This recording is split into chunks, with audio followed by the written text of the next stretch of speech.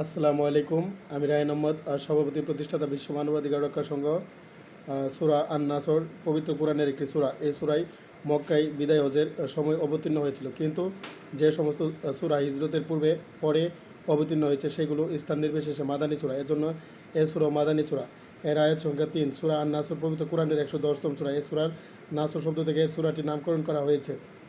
অনুবাদ: বিসমিল্লাহির রহমানির রহিম। দয়াময় পরম দয়ালু আল্লাহর নামে।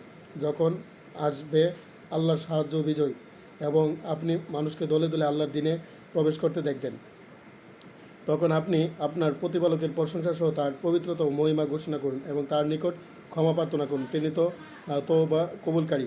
হাদিসে বর্ণিত আছে যে সূরা আন-নাসর কোরআনের সর্বশেষ অবতীর্ণ সূরা, অর্থাৎ এরপর কোনো সম্পূর্ণ সূরা অবতীর্ণ হয়নি। এই সূরাতে মক্কা বিজয়ের পর মানুষ যে দলে দলে ইসলাম গ্রহণ করেছেন তা উল্লেখ করা হয়েছে। ইসলামের এই বিজয়ের ফলে রাসূলুল্লাহ হযরত মুহাম্মদ সাল্লাল্লাহু আলাইহি ওয়াসাল্লামের নবুয়তি দায়িত্বের পরিপূর্ণতা বোঝানো হয়েছে। তাই বিশিষ্ট সাহাবীগণ এ সূরা নাজিল হওয়ার পর রাসূলুল্লাহ হযরত মুহাম্মদ সাল্লাল্লাহু আলাইহি ওয়াসাল্লামের উফাত নিকটবর্তী বলে বুঝতে পেরেছিলেন। মহানবী হযরত মুহাম্মদ সাল্লাল্লাহু আলাইহি ওয়াসাল্লামের দুনিয়াতে আগমন ও অবস্থান করার উদ্দেশ্য পূর্ণ হয়েছে বলে এই সূরায় ইঙ্গিত করা হয়েছে।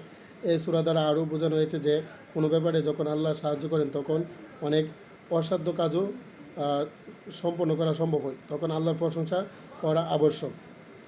শিক্ষা: সূরা আন-নাসর মাধ্যমে সারা বিশ্বের সকল জীব, প্রাণী ও মানুষ শিখতে পারবে আমাদের যাবতীয় কাজে আল্লাহর সাহায্য প্রয়োজন। আল্লাহর সাহায্য ছাড়া সফলতা লাভ করা যায় না। কোনো কাজে সফলতা আসলে আল্লাহর পবিত্রতা ও প্রশংসা ও পবিত্রতা ঘোষণা করা উচিত।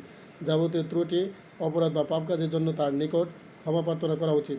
অতএব সকল সওয়াবের কাজ করতে ও পাপ কাজ থেকে বাঁচতে আমরা আল্লাহর সাহায্য চাইব।